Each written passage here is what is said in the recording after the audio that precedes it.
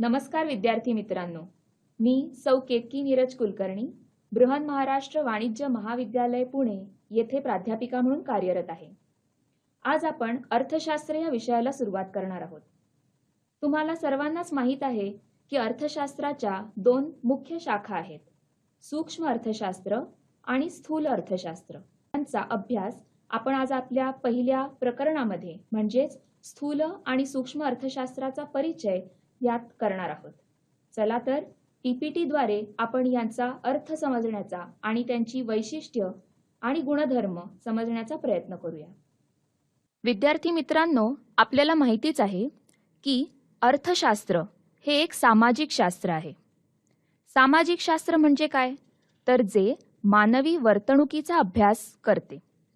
आपल्याला सगळ्यांना हेही माहिती आहे की मानवी वर्तणूक ही त्याच्याविषयी आपण अचूक अंदाज बांधूच शकत नाही, पण तरीसुद्धा एखाद्या दिलेल्या परिस्थितीमध्ये मानवाची वर्तणूक ही कशी असते, कारण की आपल्या गरजा अनेक आहेत, पण त्या गरजा भागवण्यासाठी आपल्याला जी साधन सामग्री उपलब्ध असते ती अल्प प्रमाणात असते. त्यामुळे याच सगळ्या गोष्टींचा अभ्यास हा अर्थशास्त्र या सामाजिक शास्त्रात केला जातो. आधुनिक अर्थशास्त्राच्या सूक्ष्म अर्थशास्त्र आणि स्थूल अर्थशास्त्र या दोन मुख्य शाखा आहेत. सूक्ष्म म्हणजे लहान किंवा दशलक्षावा भाग या संज्ञा मायक्रोस या ग्रीक शब्दापासून आलेली आहे. स्थूल म्हणजे मोठा, ही संज्ञा मॅक्रोस या ग्रीक शब्दापासून आलेली आहे. या शब्दांचा वापर 1933 मध्ये ऑस्लो विद्यापीठातील नॉर्वेजियन अर्थशास्त्रज्ञ रॅग्नर फ्रिश यांनी केला आहे. रॅग्नर अँटन किटलफ्रिश हे नॉर्वेचे अर्थमिती व अर्थशास्त्र तज्ज्ञ आहेत. यांनी अर्थशास्त्रातील वेगवेगळ्या संकल्पनांची सर्वप्रथम मांडणी केली. त्यांना त्यांच्या मोलाच्या योगदानाबद्दल नोबेल पुरस्कार 1969 मध्ये प्रदान करण्यात आला. सूक्ष्म अर्थशास्त्राची ऐतिहासिक वाटचाल जर पाहिली तर त्यामध्ये ॲडम स्मिथ म्हणजे अर्थशास्त्राचे ज्यांना आपण जनक म्हणतो ते, नंतर डेव्हिड रिकार्डो, J.S. मिल, नवसनातनवादी प्राध्यापक ऑल्फ्रेड मार्शल यांचा समावेश आहे. प्राध्यापक ऑल्फ्रेड मार्शल यांचा अर्थशास्त्राची मूलतत्वे हा ग्रंथ 1890 मध्ये प्रकाशित झाला. ह्या ग्रंथात त्यांनी अर्थशास्त्रातील विविध संकल्पना खूप छान पद्धतीने समजावून सांगितल्या आहेत. प्राध्यापक पिगू, J.R. हिग्स, प्राध्यापक सॅम्युएल्सन, श्रीमती जोन रॉबिन्सन ह्या अर्थशास्त्रज्ञांचे देखील महत्त्वाचे योगदान यामध्ये दिसून येते. स्थूल अर्थशास्त्राच्या ऐतिहासिक वाटचालीमध्ये व्यापारवादी विचारवंत, फ्रेंच विचारवंत यांचा समावेश आहे. फ्रेंच विचारवंतांनी राष्ट्रीय उत्पन्न व संपत्ती या संकल्पना स्पष्ट केल्या. सनातनवादी अर्थशास्त्रज्ञ प्राध्यापक ॲडम स्मिथ, प्राध्यापक रिकार्डो, प्राध्यापक J.S. मिल यांचा देखील महत्त्वाचा वाटा यात आहे. तुम्हाला सर्वांनाच परिचित असेल की 1930 पर्यंत जागतिक महामंदीचे अनेक परिणाम जगाने भोगले. तोपर्यंत सूक्ष्मलक्षी अर्थशास्त्र हे जास्त प्रकर्षाने त्यांनी जगात राज्य केलं. 1933 मध्ये लॉर्ड केन्स यांनी आर्थिक समस्यांचा समग्रलक्षी विश्लेषण पद्धतीने अभ्यास केला. समग्रलक्षी दृष्टिकोनाच्या विकासाचे पूर्ण श्रेय लॉर्ड केन्स यांनाच जाते. स्थूल अर्थशास्त्रात अजून बहुमूल्य योगदान देणारे इतर अर्थशास्त्रज्ञ म्हणजे माल्थस, विक्सेल, वॉलरा, आयर्विंग फिशर इत्यादी. आता आपण सूक्ष्म अर्थशास्त्राचा अर्थ समजून घेऊया. सूक्ष्म म्हणजे वस्तूचा लहान भाग किंवा हिस्सा होय. सूक्ष्म अर्थशास्त्र राष्ट्रीय अर्थव्यवस्थेच्या लहान भागाशी संबंधित आहे. सूक्ष्म अर्थशास्त्रात वैयक्तिक उपभोक्ता, वैयक्तिक उत्पादक किंवा पेढी, विशिष्ट वस्तूंची किंमत किंवा घटकांची किंमत यासारख्या वैयक्तिक घटकांच्या आर्थिक क्रिया व वर्तनाचा अभ्यास केला जातो. जर का या अर्थाकडे तुम्ही नीट बघितलं विद्यार्थी मित्रांनो, तर लक्षात येईल की इथे वैयक्तिक किंवा विशिष्ट अशा शब्दांचा प्रयोग केलेला आहे. यातूनच आपल्याला समजतं की ह्या सूक्ष्म अर्थशास्त्राची व्याप्ती कितपत असावी. सूक्ष्म अर्थशास्त्राची व्याख्या आता आपण बघूया. सूक्ष्म अर्थशास्त्राच्या काही महत्त्वाच्या व्याख्या आपण 11वी मध्ये अभ्यासल्या आहेतच. अजूनही काही व्याख्या आपण आज इथे बघणार आहोत. पहिली व्याख्या जी मॉरिस डॉब यांनी केलेली आहे ती अशी आहे: अर्थव्यवस्थेचे सूक्ष्मदर्शी अध्ययन म्हणजे सूक्ष्म अर्थशास्त्र होय. म्हणजे अर्थव्यवस्था ही आपण सूक्ष्मदर्शकाने बघण्यासारखी, म्हणजेच त्यातील प्रत्येक घटक आपण वैयक्तिकरित्या त्याचा आपण अभ्यास करतो. A.P. लर्नर यांच्या भाषेत सांगायचं तर सूक्ष्म अर्थशास्त्राद्वारे अर्थव्यवस्थेकडे जणू काही सूक्ष्म दर्शकाद्वारे पाहिले जाते. अर्थव्यवस्थारूपी शरीरातील लाखो पेशी म्हणजे व्यक्ती आणि कुटुंबे उपभोक्त्याच्या रूपाने आणि व्यक्ती व उत्पादन संस्था उत्पादकाच्या रूपाने अर्थव्यवस्थेच्या संचलनात कशा प्रकारे भूमिका पार पाडतात हे अभ्यासण्यासाठी सूक्ष्मलक्षी अर्थशास्त्र या पेशींकडे जणू काही सूक्ष्मदर्शकातून पाहते. मुलांनो, तुम्ही सायन्स लॅबोरेटरीमध्ये सूक्ष्मदर्शकातून असा अनेक सूक्ष्म जीवाणूंचा अभ्यास नक्कीच केला असेल. त्याच पद्धतीने जेव्हा आपण आपल्या अर्थव्यवस्थेकडे सूक्ष्मदर्शकातून पाहतो, म्हणजेच काय तर आपण एखाद्या वैयक्तिक उत्पादक किंवा वैयक्तिक उपभोक्ता यांचा जेव्हा सखोल अभ्यास करतो तेव्हा त्याला सूक्ष्म अर्थशास्त्रातील अभ्यास असे म्हटले जाते. तर आता आपण सूक्ष्म अर्थशास्त्राची व्याप्ती काय आहे ती बघण्याचा प्रयत्न करू. इथे दिलेल्या चार्टमध्ये आपल्याला दिसतंय की ही 3 भागात विभागलेली आहे. पहिली म्हणजे वस्तूंच्या किंमत निश्चितीचे सिद्धांत, दुसरं उत्पादन घटकांच्या किमती निश्चितीचे सिद्धांत आणि तिसरा आर्थिक कल्याणाचे सिद्धांत. सर्वप्रथम आपण पहिल्या भागाकडे म्हणजे वस्तूच्या किंमत निश्चितीचे सिद्धांत काय आहे याकडे थोडं लक्ष देऊ. सगळ्यांनाच परिचित आहे की वस्तूंची किंमत ही 2 मुख्य घटकांपासून ठरते.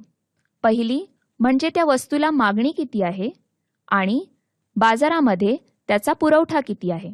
आपल्याला हेही माहिती आहे की मागणी जर का पुरवठ्यापेक्षा जास्त असेल तर वस्तूची किंमत वाढते. उलट पक्षी जर पुरवठा जास्त असेल आणि मागणी कमी असेल तर वस्तूच्या किमती हळूहळू कमी होतात.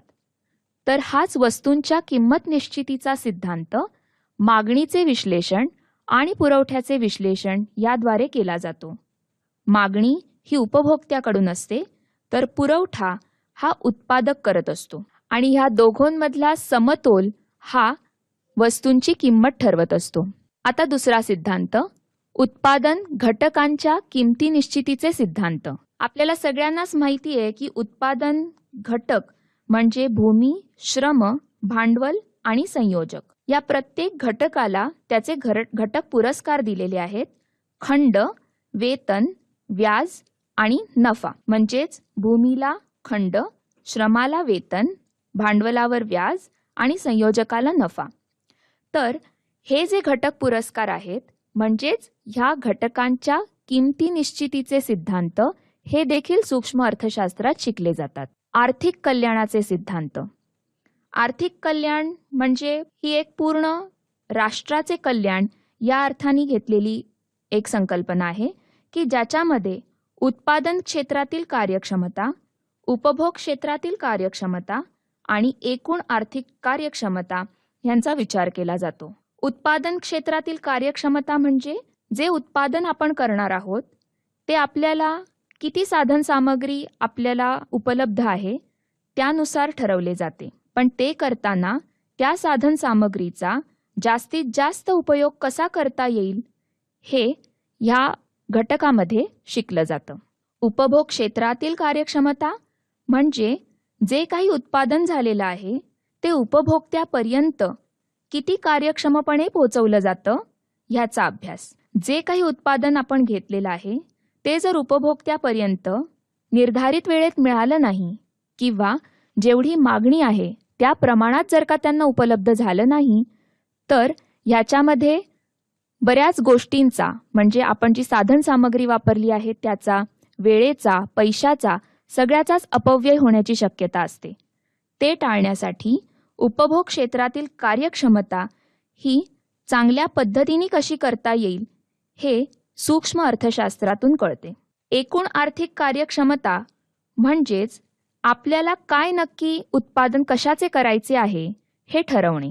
आपल्याला जी साधन सामग्री उपलब्ध आहे त्यानुसार आपण ठरवलं की आपण वस्तू अ तयार करू, पण बाजारात जर का वस्तू बी ला जास्त मागणी असेल तर आपल्याला आपले सगळे साधन सामग्री ही वस्तू बी तयार करण्यासाठी वापरावी लागेल.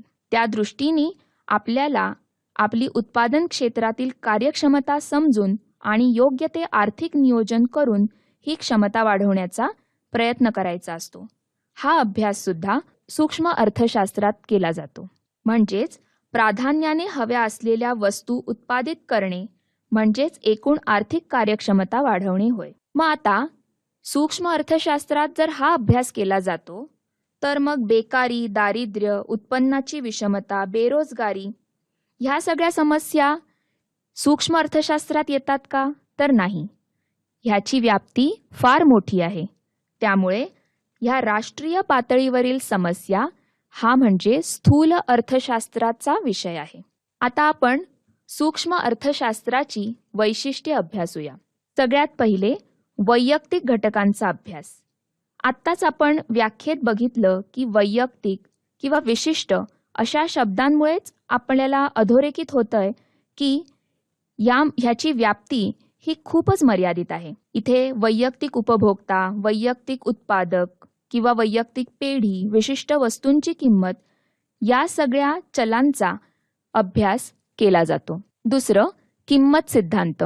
किंमत सिद्धांत म्हणजे वस्तूंच्या किमती निर्धारित करणे, तसेच उत्पादन घटकांच्या किमती म्हणजे ज्याला आपण म्हणतो घटक पुरस्कार ठरवणे हे देखील सूक्ष्म अर्थशास्त्रात केले जाते. जसं भूमीला खंड, श्रमाला वेतन, भांडवलाला व्याज आणि संयोजकाचा नफा हा अभ्यास सूक्ष्म अर्थशास्त्रामधील अभ्यास आहे. वस्तूंच्या किमती जसं आपण आत्ताच म्हटलं मागणी आणि पुरवठा यावरून निर्धारित केल्या जातात. तिसरं आंशिक समतोल. आंशिक म्हणजे अंशतः, जिथे पूर्णतः समतोल बघितला जात नाही.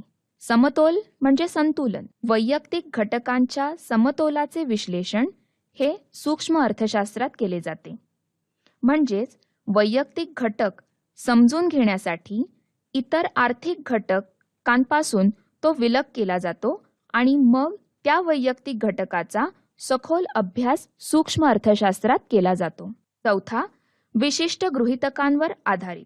इतर परिस्थिती कायम या मूलभूत गृहीतकावर सूक्ष्म अर्थशास्त्रातील विविध नियम अवलंबून आहेत. जसे पूर्ण रोजगार, शुद्ध भांडवलशाही, पूर्ण स्पर्धा, सरकारचे निर्हस्तक्षेपाचे धोरण इत्यादी काही गृहीतके ही सूक्ष्म अर्थशास्त्रात पाळली जातात.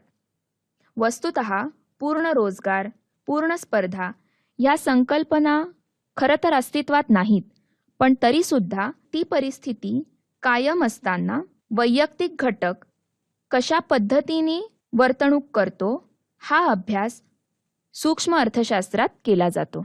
विभाजन पद्धत. अर्थव्यवस्था सूक्ष्म अर्थशास्त्रात अर्थव्यवस्था ही विभाजन पद्धतीने शिकली जाते. म्हणजेच वैयक्तिक घटक स्वतंत्रपणे आणि त्यांचा तपशीलवार अभ्यास करून शिकले जातात. इतर घटक जरी त्यांचा वैयक्तिक घटकांवर परिणाम होत असला तरी सुद्धा वैयक्तिक घटक स्वतंत्रपणे शिकले जात असल्यामुळे सूक्ष्म अर्थशास्त्र हे विभाजन पद्धतीने शिकले जाते. सूक्ष्म अर्थशास्त्रात विभाजन पद्धत वापरली जाते. उदाहरणार्थ राष्ट्रीय उत्पन्न हे अनेक वैयक्तिक उत्पन्न मिळून तयार होते किंवा समग्र मागणी ही अनेक वैयक्तिक मागण्या मिळून तयार होते. 6वा मुद्दा सीमांत तत्वाचा वापर.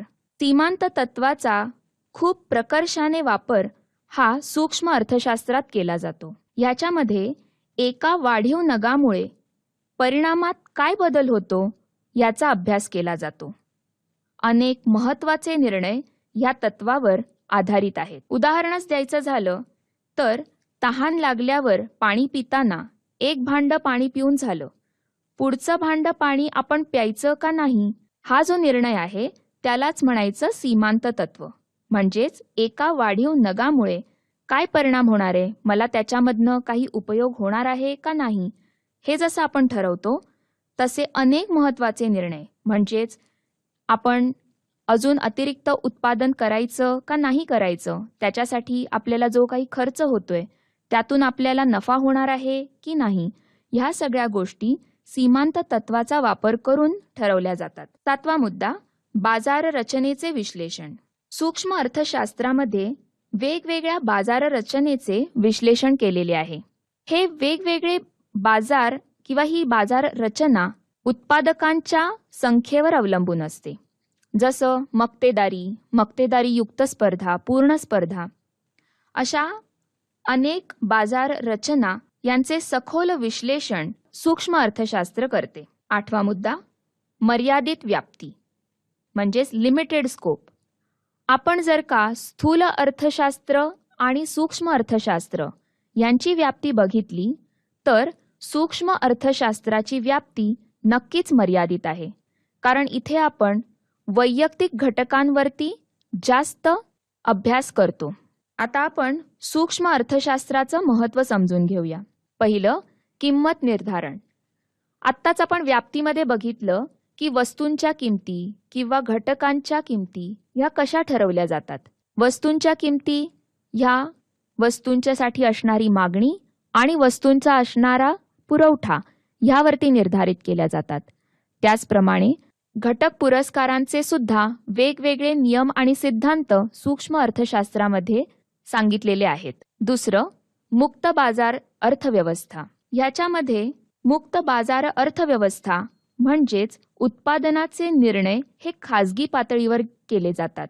इथे शासन किंवा इतर यंत्रणेचा हस्तक्षेप नसतो. त्याचमुळे जी किंमत वस्तूंची ठरवली जाते ती मागणी आणि पुरवठा या 2 घटकांवरती अवलंबून असते. तिसरं, विदेशी व्यापार. विदेशी व्यापारात सुद्धा आपल्याला सगळ्यांना परिचित आहे फॉरेक्स, ज्याला आपण म्हणतो, चलन विनिमय दराची निश्चिती ही देखील सूक्ष्म अर्थशास्त्रात आहे. आंतरराष्ट्रीय व्यापारातील फायदे सुद्धा सूक्ष्म अर्थशास्त्रात खूप छान पद्धतीने अभ्यासले जातात. 4था मुद्दा, आर्थिक प्रारूपांची निर्मिती म्हणजेच इकॉनॉमिक मॉडेल बिल्डिंग.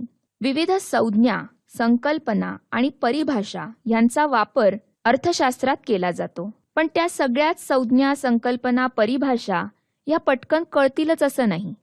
त्यासाठी वेगवेगळी प्रारूपे तयार केली जातात की जेणेकरून त्या संज्ञा आपल्याला एखाद्या आकृतीच्या किंवा वक्राच्या रूपात जर का आपल्याला समजावून सांगितल्या तर त्या जास्त सोप्या पद्धतीने आणि कमी वेळात आपल्याला त्या समजतात.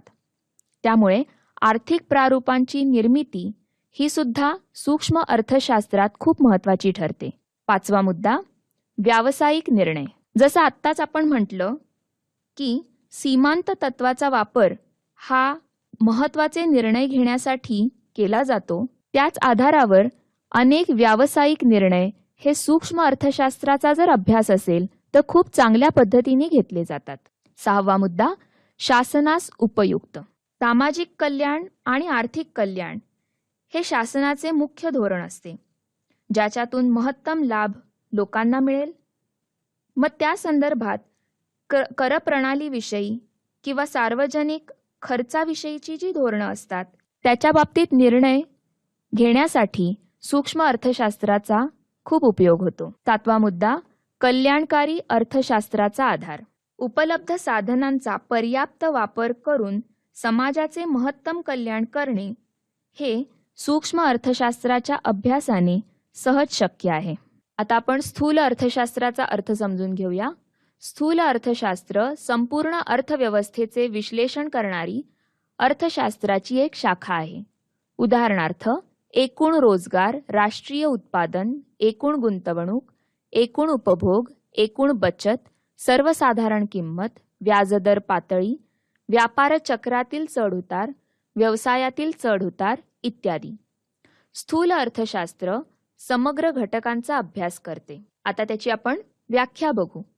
प्राध्यापक J.L. हॅन्सेन यांच्या शब्दात स्थूल अर्थशास्त्र ही अर्थशास्त्राची अशी शाखा आहे की ज्यात एकूण रोजगार, एकूण बचत, एकूण गुंतवणूक, राष्ट्रीय उत्पन्न यासारख्या मोठ्या समुच्चयांचा व त्यांच्यातील परस्पर संबंधांचा विचार करण्यात येतो. दुसऱ्या व्याख्येत प्राध्यापक कार्ल शॅपिरो यांच्या शब्दात स्थूल अर्थशास्त्र अर्थव्यवस्थेच्या संपूर्ण कार्यपद्धतीशी संबंधित आहे. मुलांनो, ह्या दोन व्याख्यांवरूनच आपल्याला समजतं की ह्याची व्याप्ती, स्थूल अर्थशास्त्राची व्याप्ती ही सूक्ष्म अर्थशास्त्रापेक्षा कित्येक पटीने जास्त आहे. कारण इथे वैयक्तिक घटकांना महत्त्व न देता एकूण रोजगार, एकूण बचत, राष्ट्रीय उत्पन्न अशा मोठ्या समुच्चयांचा अभ्यास केला जातो. आता आपण स्थूल अर्थशास्त्राची व्याप्ती बघू. उत्पन्न व रोजगार सिद्धांत, सर्वसाधारण किंमत सिद्धांत व भाववाढ, आर्थिक वृद्धी व विकासाचे सिद्धांत आणि विभाजनाचा समग्रलक्षी सिद्धांत ह्या 4 भागात आपल्याला स्थूल अर्थशास्त्राची व्याप्ती बघायला मिळते. उत्पन्न व रोजगार सिद्धांत म्हणजेच ज्याच्यामध्ये उपभोग फलन आणि गुंतवणूक सिद्धांत यांचा अभ्यास केलेला आहे. उपभोग फलन आणि गुंतवणूक सिद्धांत एकत्रित मिळून व्यापार चक्राचे सिद्धांत तयार होतात. सर्वसाधारण किंमत सिद्धांत आणि भाववाढ याच्यामध्ये साधारणपणे सरासरी वस्तूंची किंमत काय आहे किंवा भाववाढ आपण जी सध्या बघतो आहोत ती कशामुळे होते, ती जर अतिरिक्त झाली तर त्यावर उपाय काय, ह्या गोष्टींची चर्चा होते. आर्थिक वृद्धी व विकासाचे सिद्धांत ज्याच्यात आर्थिक वृद्धी म्हणजे प्रमाणात्मक आणि विकास म्हणजे गुणवत्तेवर आधारित प्रगती.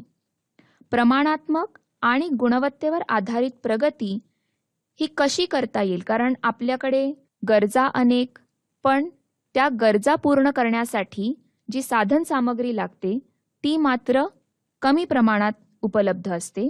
त्यामुळे त्यांचे नियोजन कसे करावे व त्यातून महत्तम फायदा कसा मिळवून घ्यावा की जेणेकरून आर्थिक वृद्धी होईल व विकास होईल, ह्याचा अभ्यास हा या मुद्द्यात केला जातो. चौथा आणि शेवटचा सिद्धांत म्हणजे विभाजनाचा समग्रलक्षी सिद्धांत, थिअरी ऑफ डिस्ट्रीब्युशन असं ज्याला म्हणतात. ह्याच्यात विभाजन म्हणजे कशाचं हो? राष्ट्रीय उत्पन्नाचे विभाजन. हे राष्ट्रीय उत्पन्नाचं विभाजन समान आणि योग्य होणं खूप गरजेचं असतं. नाहीतर विविध आर्थिक आणि सामाजिक समस्यांना आपल्याला सामोरं जावं लागतं, ज्याचा परिणाम म्हणजे आपली आर्थिक वृद्धी आणि विकास होत नाही. त्यामुळे त्याचं समसमान विभाजन हे खंड, वेतन, व्याज आणि नफा ह्या स्वरूपात कसं होईल याचा अभ्यास या सिद्धांतात केला जातो. आता आपण वैशिष्ट्य बघूया. स्थूल अर्थशास्त्राचं पहिलं वैशिष्ट्य म्हणजे समग्र घटकांचा अभ्यास. इथे आपण राष्ट्रीय उत्पन्न, बेरोजगारी किंवा राष्ट्रीय उत्पादन, व्यापार चक्र, सर्वसाधारण किंमत पातळी, लोकसंख्या अशा व्यापक गोष्टींचा विचार करतो. दुसरं उत्पन्न सिद्धांत म्हणजेच इन्कम थिअरी. याच्यामध्ये आपण राष्ट्रीय उत्पन्न ही संकल्पना काय आहे, त्याचे घटक कोणते, मापन पद्धती, चढ उतार ह्या सगळ्या गोष्टी इथे अभ्यासतो. सामाजिक लेखांकन, सोशल अकाउंटिंग ज्याला म्हणतो, त्याचा अभ्यास ह्यात केला जातो. त्याच्यात एकूण मागणी व पुरवठा याच्याशी सामाजिक लेखांकन संबंधित आहे. व्यापार चक्रातील तेजी, मंदी, त्याची कारणे, बदल यांचे स्पष्टीकरण स्थूल अर्थशास्त्रात केले आहे. तिसरं सर्वसाधारण समतोलाचे विश्लेषण, जनरल इक्विलिब्रियम, म्हणजेच संपूर्ण अर्थव्यवस्थेतील मागणी, पुरवठा आणि किंमत यांच्या वर्तनाशी हे निगडित आहे. चौथं परस्परावलंबन म्हणजेच इंटरडिपेंडन्स. आपल्याला सगळ्यांना माहिती आहे की बचत जेवढी होईल तेवढी गुंतवणूक जास्त वाढते, गुंतवणूक वाढली की भांडवल वाढतं, भांडवल वाढलं की उत्पादन वाढतं, रोजगार वाढतो, उत्पन्न वाढतं आणि अशा पद्धतीने आर्थिक वृद्धी पाहायला मिळते. पुढचा मुद्दा राशी पद्धत. राशी पद्धत म्हणजे इथे आपण पूर्ण व्यापक स्वरूपात अर्थव्यवस्थेचा अभ्यास करतो. जसे जंगलात अनेक झाडांचा समुच्चय असतो, पण एका झाडाची वैशिष्ट्य म्हणजे ते जंगल असं आपल्याला म्हणता येत नाही. तसंच राशी पद्धतीप्रमाणे आपण संपूर्ण अर्थव्यवस्थेचा एकत्रितपणे अभ्यास करतो. याच्यामध्ये वैयक्तिक घटकांच्या अभ्यासाला तेवढं महत्त्व नाही. हाच फरक सूक्ष्म आणि स्थूल अर्थशास्त्रात आहे. वृद्धीची प्रारूपे. जसं सूक्ष्म अर्थशास्त्रामध्ये प्रारूप आहेत, तशीच वृद्धीची प्रारूपं स्थूल अर्थशास्त्रात दिलेली आहेत. मूलभूत व अवजड उद्योगांवर भर देणारं महालनोबिस वृद्धी प्रारूप हे त्याचे एक उत्तम उदाहरण. क्रमांक 7. सर्वसाधारण किंमत पातळी. सर्वसाधारण किंमत पातळी म्हणजे सद्य परिस्थितीत उत्पादित केलेल्या सर्व वस्तू व सेवांच्या किमतीची सरासरी होय. तर ह्या किंमत निश्चिती आणि बदलाचा अभ्यास स्थूल अर्थशास्त्रात केला जातो.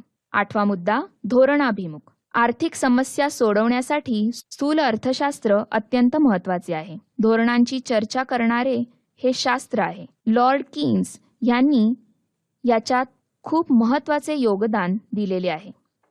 उदाहरणार्थ, भाववाढ नियंत्रण, रोजगार निर्मिती, अर्थव्यवस्थेला मंदीतून बाहेर काढणे इत्यादी अनेक आर्थिक समस्या सोडवण्यासाठी स्थूल अर्थशास्त्र अत्यंत महत्त्वाचे आहे.